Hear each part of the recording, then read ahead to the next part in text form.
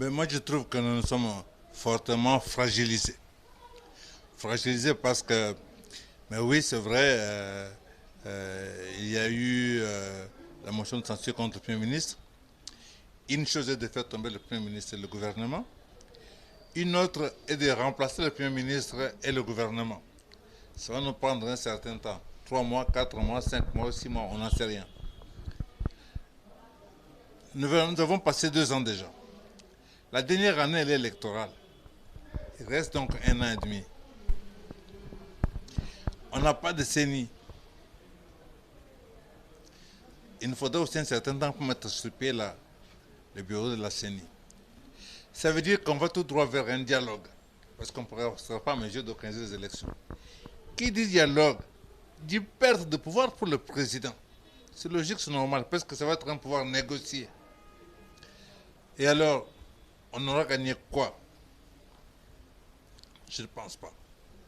Tous ces jours, si vous suivez un peu, voilà, il y a des avions angolais, militaires angolais qui vont survoler notre territoire, où on a signé des accords militaires avec les Américains, les Français viennent de l'école de guerre, et récemment on nous annonce que les gens d'Africom sont ici, et les Belges annoncent l'envoi de leurs militaires ici. Tout le monde envoie des militaires ici, mais personne n'envoie des entreprises ici. Est-ce pour rien? Je ne crois pas. Donc, quelque part, on crée les conditions d'une confrontation. Et à ce moment-là, quand ils auront suffisamment utilisé Félix pour casser les liens, affaiblir Joseph Kabila, parce que finalement c'est l'objectif,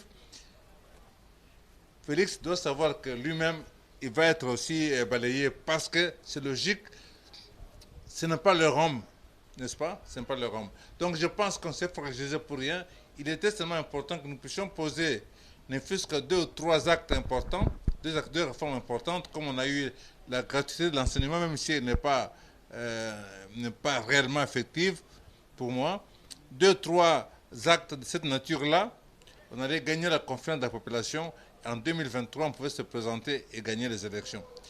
Aujourd'hui, l'UDPS est par terre, on peut mettre l'UDPS par terre, la remettre debout pour qu'aux prochaines élections, qu'on puisse avoir ne fût-ce que 60, 70, 80 députés.